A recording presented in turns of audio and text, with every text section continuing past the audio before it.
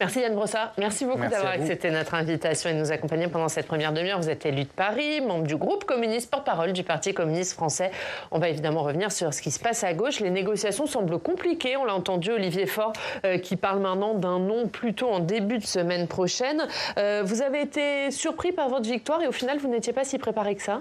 Vous savez, on nous a raconté beaucoup de choses dans le cadre de cette campagne législative. Au fond, c'était chronique d'une victoire du RN annoncée. Et puis effectivement, ce schéma-là a été en réalité déjoué. Et il a été déjoué par les électeurs, par le suffrage universel.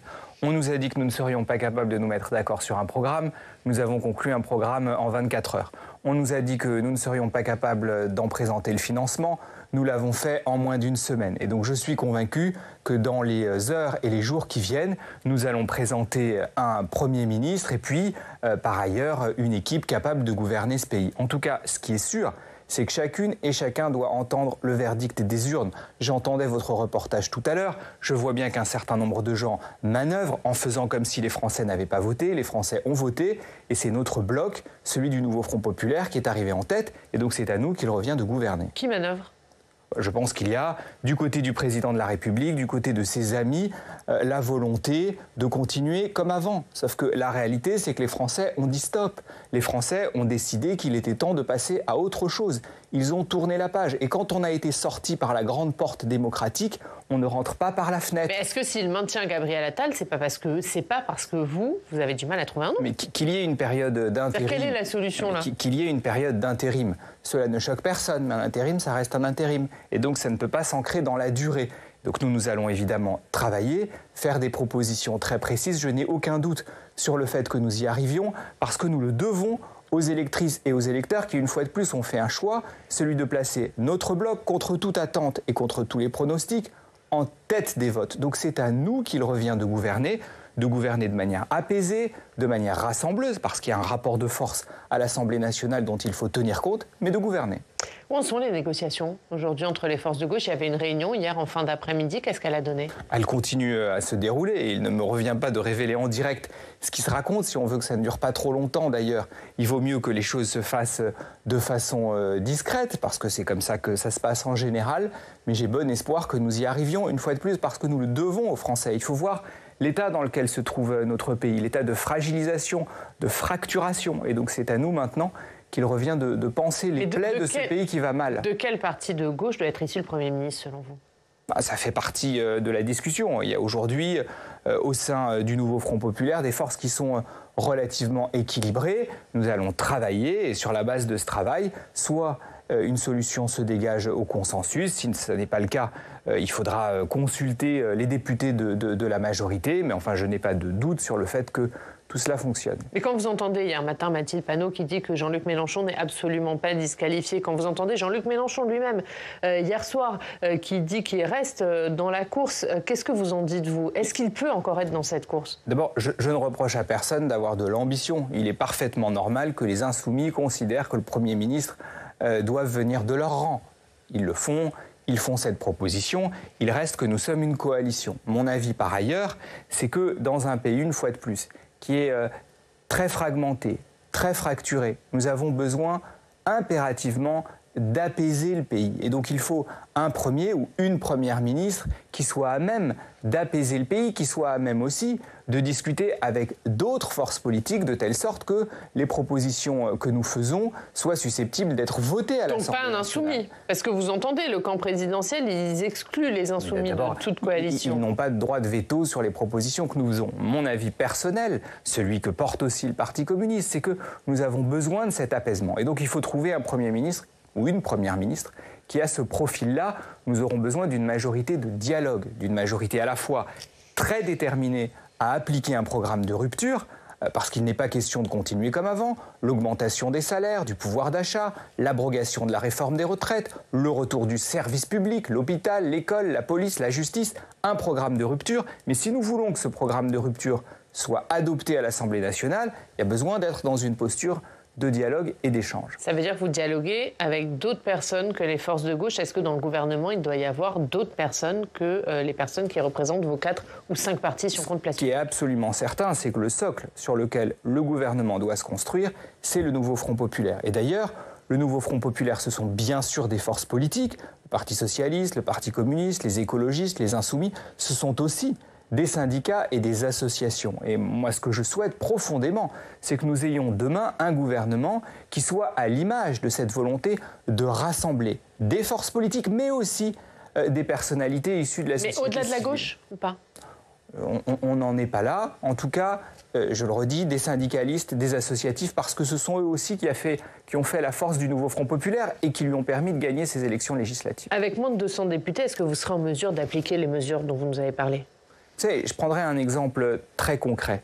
L'hôpital public, tout le monde voit bien, et ça a été une question qui a été très présente dans la campagne, dans les échanges avec les électrices et les électeurs, la crise de la santé publique. Si demain nous présentons un projet de loi autour d'un plan de rattrapage pour l'hôpital public, est-ce que vous imaginez une seule seconde qu'il se trouvera une majorité à l'Assemblée nationale, ou même au Sénat d'ailleurs, pour rejeter une telle proposition? Je ne le pense pas. Je pense que nous avons au final des parlementaires qui ont un peu de bon sens, qui ont entendu aussi ce que les Français avaient sur le cœur et qui n'oseraient jamais. Peut faire consensus. Est-ce que vous trouverez une majorité pour abroger la réforme des retraites, pour augmenter le SMIC à 1 600 €?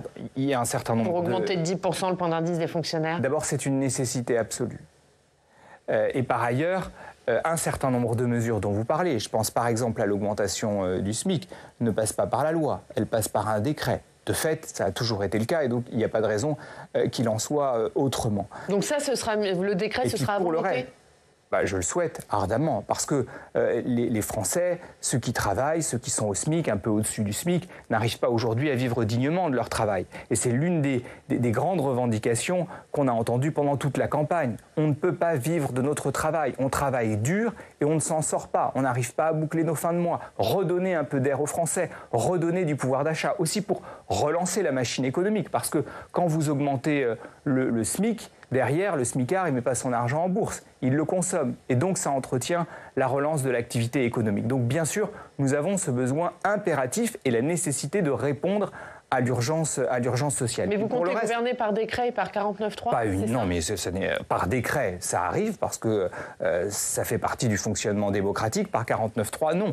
Moi, je pense que nous avons au contraire besoin d'avoir un Parlement qui fonctionne et donc rompre avec cette brutalisation du Parlement à laquelle nous avons assisté depuis 2 ans avec la Macronie. Mais enfin, il y a quand même quelque chose d'un peu paradoxal. À entendre les macronistes nous expliquer aujourd'hui qu'on ne peut pas gouverner le pays avec une majorité relative, alors que c'est exactement ce qu'ils ont fait depuis 2 ans. Ma conviction, c'est que nous pouvons le faire et que nous le ferons mieux qu'ils ne l'ont fait, précisément parce que nous ne voulons pas brutaliser le Parlement, nous voulons au fond reparlementariser la vie politique et je pense qu'elle en sortirait grandie. Un mot sur le Parti communiste, puisque vous êtes porte-parole du parti. Vous avez 9 députés à l'heure actuelle. Est-ce que vous serez en mesure de former un groupe? Il en faut 15 à l'Assemblée. Oui, j'en suis convaincu, notamment parce que nous sommes en dialogue avec d'autres, notamment avec des députés ultramarins. Certains se sont d'ores et déjà engagés à siéger avec nous. Donc oui, nous aurons un groupe à l'Assemblée nationale. Est-ce que vous appelez également ce qu'on a appelé les purgés de la France insoumise à venir vous rejoindre? Écoutez, en tout cas, nous aurons un groupe et nous sommes toujours à même de travailler avec d'autres et nous le ferons avec plaisir. Mais nous l'avons toujours fait d'ailleurs. Avec Clémentine Autain, avec Alexis Corbière, avec Daniel Simonet. Il y a des discussions qui ont lieu. Moi, je ne veux forcer la main à personne. Mais ce qui est sûr, c'est que nous avons cet esprit d'ouverture. Vous pourrez siéger chez vous? Ce n'est pas à moi de répondre à leur place. Je crois que Clémentine Autain passe juste après moi sur ce plateau. En tout cas, ce qui est sûr, c'est que nous sommes toujours très heureux de travailler avec des partenaires comme eux, d'autant que nous avons, notamment avec François Ruffin, avec Clémentine Autain, des convergences qui sont fortes. Vous savez, avec François Ruffin, sur la question du travail, sur la question de l'attention à portée nécessaire à la France périphérique, entre Fabien Roussel et François Ruffin, il y a des convergences qui sont importantes et on en aura besoin pour la gauche dans les années qui viennent. Gérald Darmanin, hier, il a invité le PS à rompre avec la France insoumise. Est-ce qu'il a raison et est-ce que vous devez en faire de même? Non, mais ces gens sont vraiment incroyables. Une fois de plus, ils ont perdu ces élections législatives. Et s'ils ont perdu ces élections législatives, c'est que les Français n'en peuvent plus d'eux. Lui dit que vous ne les avez pas gagnés non plus, c'est ce qu'il dit. Le Nouveau Front Populaire n'a pas gagné les élections, vous n'avez pas de majorité. C'est lunaire. Ils ont perdu une centaine de sièges. Et d'ailleurs, les sièges qu'ils ont gardés, ils les ont pour l'essentiel gardés parce que les électeurs de gauche qui sont bien plus responsables que ne le sont d'autres forces politiques, les électeurs de gauche ont décidé de faire barrage à l'extrême droite. Et ils ont donc utilisé bien souvent le bulletin de vote de la Macronie pour chasser l'extrême droite. Donc que maintenant M. Darmanin aille donner des conseils aux autres forces de gauche et aille bien sûr expliquer qu'il faudrait casser l'outil qui nous a permis de gagner ces élections législatives, je trouve que tout ça a quand même quelque chose d'un peu cocasse. Un peu d'humilité. On va continuer évidemment à parler de ces législatives, ça fait l'actualité dans nos régions. On va à Toulon, dans le Var, où on retrouve Guilhem Ricavi. Bonjour Guilhem, merci beaucoup d'être avec nous. Guilhem, directeur éditorial de Var Matin. Le Var qui a longtemps été une terre communiste, le Var qui a envoyé 7 députés Rassemblement National sur 8.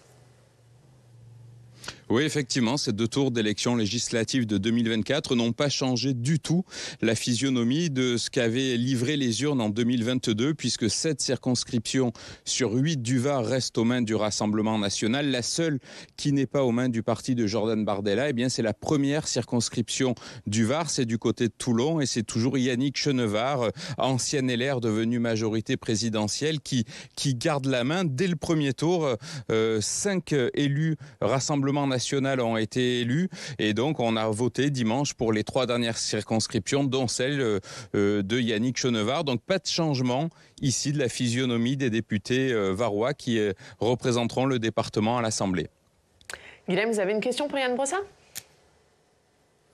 Oui, effectivement, parce que vous le disiez, Oriane, en préambule, le Var a été une terre à gauche et parfois très à gauche. Je pense notamment du côté de la Seyne-sur-Mer, qui a été une commune communiste, mais c'est également le cas dans des communes du haut du département, du nord du département, dans le pays de Brignoles, par exemple, où on a voté là aussi très souvent communiste. Et on voit qu'on est passé donc d'un vote communiste à un vote Rassemblement national. Et la question, c'est justement comment on peut expliquer cette bascule d'un côté à l'autre de l'échiquier politique.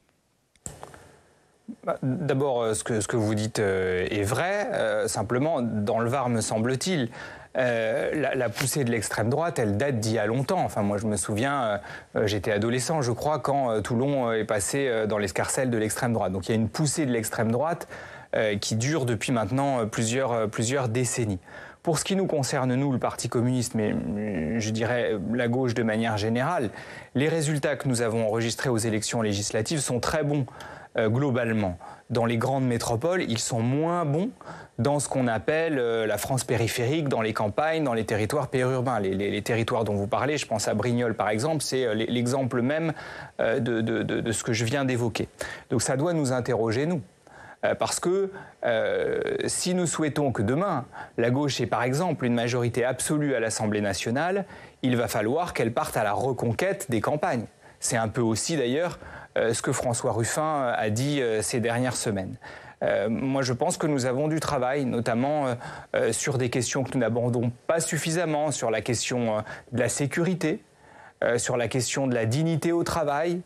Je pense que nous avons des sujets sur lesquels nous avons besoin d'être plus entendus, ce qui n'est pas le cas aujourd'hui. Et sur lesquels il va falloir agir, parce que le message qu'ont peut-être aussi envoyé les Français, il y a eu quand même plus de 10 millions de voix pour le Rassemblement national, c'est aussi on veut plus de sécurité et plus de fermeté sur la politique migratoire. Est-ce que la gauche, si elle reste 3 ans au pouvoir, elle va pouvoir ne rien faire sur ces questions? Et vous savez, moi je ne pars pas du principe que les 10 millions d'électeurs du Rassemblement national sont des gens auxquels il ne faudrait plus adresser la parole. Si on souhaite que demain le Rassemblement national recule, il va bien falloir convaincre des électeurs du Rassemblement national que le RN n'est pas la solution à leurs problèmes. Bon, c'est par ailleurs ma conviction profonde.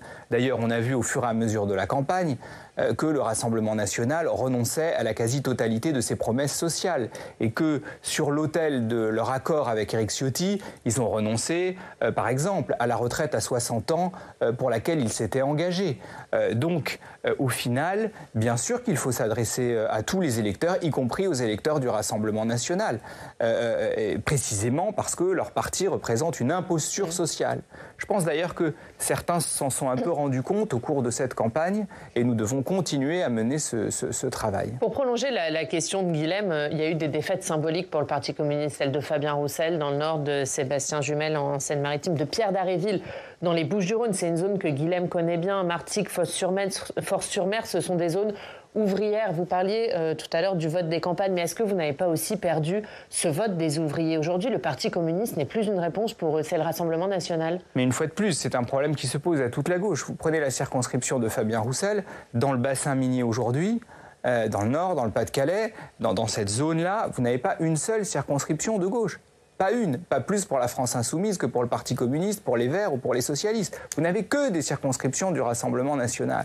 Donc c'est un problème qui se pose à la gauche de manière générale. Moi, mon avis, c'est que... Sauf que c'était des terres qui étaient communistes depuis des années. D'autres étaient socialistes. Mon avis, c'est que nous devons refaire de la question du travail la question centrale.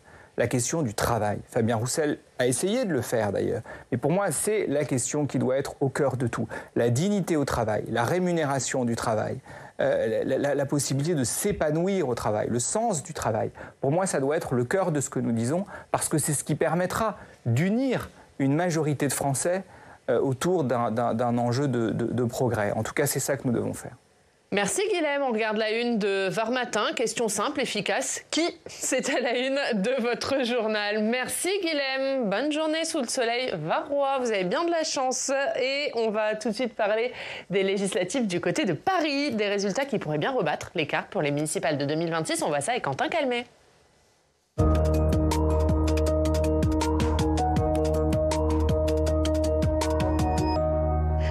Bonjour Quentin. Bonjour Ariane, bonjour Yann Brossa. Bonjour. Quentin, comment on résume les résultats de ces législatives à Paris? Alors la gauche retrouve des couleurs et son nombre de députés de 2012. Jusqu'alors, on comptait à Paris 9 circonscriptions Renaissance et 9 où vous aviez un député de la NUP. Désormais, la gauche domine dans 12 circos et cette carte, tout le nord, l'est, le sud de la capitale. Emmanuel Grégoire a ainsi battu Clément Beaune dès le premier tour dans la 7e circonscription. La socialiste Céline Hervieux bat Maud Gattel dans la 11e circonscription. L'écologiste Léa Balage-El-Mariki, investie par le Nouveau Front Populaire, bat le ministre Stanislas Guerini dans la 3e. Et est-ce qu'on peut dire qu'ensemble, la coalition présidentielle évite le pire dans la capitale? Oui, avec 6 circonscriptions sur 9 par rapport à 2022, le camp macroniste parvient à résister face à la vague du NFP, c'est ce qu'écrit Le Parisien hier, à l'image d'Olivia Grégoire, ministre sortante chargée des PME et du tourisme, qui garde son siège. La droite, quant à elle, n'engrange aucun siège et continue sa traversée du désert, Yann Brossa. Même le siège remporté par un proche de Rachida Dati dans la 2e circonscription ne peut pas être revendiqué par la droite car Jean Le Suc était investi par Renaissance, une conséquence du ralliement de Rachida Dati à la Macronie en début d'année. Est-ce que ces législatives rebattent les cartes pour les municipales? Elle pose en tout cas une question, Yann Brossa. La gauche alliée à Paris ne va-t-elle pas exploser en plein vol au moment des municipales? L'opposition de droite demande des clarifications sur l'alliance entre le PS, les écologistes et les communistes qui composent la majorité municipale actuelle et la France insoumise. C'est dénoncé notamment par Francis Spinner en Conseil de Paris, l'élu LR. Écoutez un extrait. Madame le maire, vous savez que je reconnais votre attachement à la laïcité, aux droits des femmes, à la lutte contre l'antisémitisme. Mais vos alliés, même si je sais que c'est une alliance, je ne dirais pas un mariage forcé, ni un mariage de raison, mais un mariage quand même. Même si cela vous rébute, ils sont aujourd'hui vos alliés. Et moi, je ne me réjouis pas, je le dis, de voir M. Aymeric Caron élu député. Alors Yann Brossa, qu'est-ce que vous lui répondez? Est-ce qu'il y a une ambiguïté à lever pour la gauche parisienne? D'abord, Quentin Calmet, ça fait quand même des années que ces gens, M. Spinner et ses amis, nous expliquent que la gauche va être battue. Et ça fait plus de 20 ans que M. Spinner et ses amis sont laminés par les électeurs élection après élection. Pour une raison assez simple, c'est que le refus de l'extrême droite, le refus du racisme, le refus de l'antisémitisme, c'est profondément ancré chez les Parisiens. Et que si nous avons remporté ces élections législatives de manière aussi large à Paris, c'est pour ça. C'est parce que pour les Parisiens, le vote du Nouveau Front Populaire, c'était celui qui permettait d'écarter l'extrême droite et la droite complaisante vis-à-vis de l'extrême droite. Je voudrais quand même le dire, il n'y a pas eu un mot, pas un seul mot de la droite parisienne, de Madame Dati, entre les deux tours, pour dire qu'il fallait battre l'extrême droite à l'échelle du pays. Pas un seul mot. Et ils disent que c'est parce qu'il n'y avait pas de RN au second tour. D'accord. Madame Dati était ministre. Et donc, elle était en charge du pays. Elle était en charge de la nation. Elle était en charge des acteurs culturels. Qu'aurait représenté une victoire de l'extrême droite pour les acteurs du monde de la culture, très représentés à Paris. Ils n'ont pas eu un seul mot pour dire qu'il fallait battre l'extrême droite. Et donc, ils se sont disqualifiés. Parce que les Parisiens sont très attachés à la lutte contre l'extrême droite, à la lutte contre le racisme et ses idées de haine. Donc, ils se sont disqualifiés d'eux-mêmes. Moi, j'en suis profondément convaincu. Et donc, nous avons toutes les possibilités de gagner les prochaines élections municipales. Tous les plans, une fois de plus, qu'on nous avait décrits, l'idée que la droite était aux portes de l'hôtel de ville, une fois de plus, vont se fracasser contre un mur, le mur de la démocratie. Mais donc, doit-il y avoir une alliance plus large à gauche que celle qui est actuellement celle d'Anne Hidalgo? Faut-il élargir cette alliance à gauche à LFI à Paris? Le premier défi, ce sera d'unir la majorité. On sait que les communistes avaient été très critiques de la France insoumise ces derniers mois. Est-ce que c'est effacé aujourd'hui? Le premier défi, ce sera que la majorité municipale, c'est-à-dire le Parti socialiste, le Parti communiste, les écologistes, se présentent unis dès le premier tour. Ce qui n'est pas le cas des écologistes par souvent. Moi, je suis favorable à une liste d'union dès le premier tour aux prochaines élections municipales à Paris qui rassemble les composantes de la majorité municipale. Pour le reste, on verra. Mais en tout cas, que ceux qui dirigent cette ville depuis maintenant un peu plus d'une vingtaine d'années se présentent unis, je pense que ce serait logique et je souhaite ardemment participer à ce combat et faire en sorte que Paris reste cette ville profondément animée de valeurs progressistes, écologistes, antiracistes. A fortiori, quand on voit la montée de l'extrême droite à l'échelle du pays, Paris doit demeurer un pôle de résistance à ces idées nauséabondes. Et c'est ce que les électeurs nous ont dit à l'occasion des élections législatives. Les Parisiens, ils veulent être protégés de ces idées nauséabondes. Ils ne veulent pas de ça pour leur ville. Et c'est nous qui sommes à même de les en protéger. Avec qui? Qui va mener? Nous verrons bien. Il y a deux possibilités. Je ne vous cache rien. Soit Anne Hidalgo décide de se représenter et donc l'union, le rassemblement devra se faire autour d'elle. Et si ça n'est pas le cas, il faudra trouver un candidat qui puisse rassembler les socialistes, les écologistes, les communistes. Et à ce moment-là, l'une des possibilités, ce sera sans doute une primaire. Nous verrons. Le départ d'Emmanuel Grégoire. Mais juste une primaire avec qui? Une primaire entre vos trois partis? C'est une Mais possibilité, au sein de Paris, en tout cas. Alors, évidemment, c'est aux Parisiens de décider qui ils veulent pour leur ville. Donc les militants parisiens des trois partis seront amenés à décider. Le périmètre devra être défini, mais pourquoi pas? En tout cas, il faudra trouver une modalité qui permet de rester rassemblés. Mais, oui, le départ d'Emmanuel Grégoire, qui était premier adjoint d'Anne Hidalgo à l'Assemblée nationale, c'est pas un signe que Anne Hidalgo souhaite rester maire en 2026? Enfin, c'est à elle de le dire. Et c'est pas un signal? Il était pressenti pour candidater à sa suite. Je n'interprète rien. En l'occurrence, elle dira quelles sont ses intentions le moment venu. Et c'est elle qui dicte le calendrier. Ce qui est sûr, l'impératif que nous avons, c'est de rester unis précisément pour éviter que cette ville ne tombe dans l'escarcelle de la droite et de l'extrême droite, alors même que les Parisiens viennent de dire qu'ils ne voulaient pas de ça. Il y avait une volonté d'Emmanuel Macron de changer le mode de scrutin, notamment pour Paris, pour Lyon et Marseille également. Est-ce que ça s'est abandonné? En tout cas, ce qui est sûr, c'est que ce soit mis en place. Ce qui est sûr, c'est que si nous restons unis, quel que soit le mode de scrutin, tous ceux qui tentent depuis des années de faire main basse sur cette ville échoueront. Donc ce n'est pas une question de mode de scrutin, c'est une question de projet. Et je crois que ces élections... Mais vous souhaitez qu'il change, vous, et que le maire de Paris soit élu directement par les Parisiens? Quand on voit les résultats des dernières élections législatives, vous pouvez changer 15 fois le mode de scrutin. De toute façon, c'est la gauche qui est majoritaire. Donc ils peuvent essayer de tripatouiller les choses dans tous les sens. S'ils demeurent ce qu'ils sont, les Parisiens ne changeront pas le regard qu'ils portent sur eux. Un dernier mot, une question plus personnelle, Yann Brossa, puisque vous êtes menacé de mort avec d'autres élus par un site d'extrême droite. Est-ce que vous avez porté plainte? Je porterai plainte dans la journée. Mais pour le reste, je veux dire à ces gens qui nous menacent de mort, je ne suis pas le seul, que je n'ai pas peur. Je n'ai pas peur de ces gens-là et je ne me laisse intimider en rien par ces gens qui répandent la haine partout. Et je voudrais quand même le dire, on a beaucoup expliqué que l'extrême droite n'est pas violente, que le danger viendrait de la gauche. On a ici la démonstration que ces gens sont violents, qu'ils sont haineux, qu'ils sont dangereux et qu'il faut donc les combattre pied à pied. En tout cas, je continuerai à les combattre. Merci Yann Brossard. Merci à vous. Merci beaucoup d'avoir été notre invité. Quentin, dans 20 minutes dans le Club des Territoires, On va parler de l'après-législative. Oui, on s'interrogera, sommes-nous en train de changer de modèle, passer d'une république très présidentialisée à un modèle plus parlementaire? C'est toute la question aujourd'hui. Et ce sera à suivre dans le club. D'abord, on va continuer à parler de ces législatives. C'est Clémentine Autain qui nous rejoint.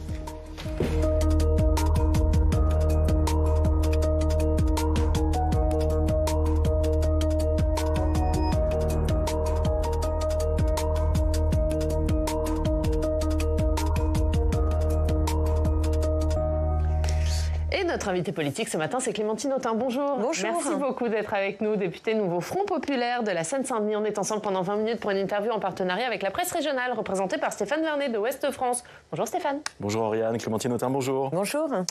Et Clémentine Autain, ça fait 36 heures maintenant qu'on connaît le résultat des législatives qui ont donc placé le Nouveau Front Populaire en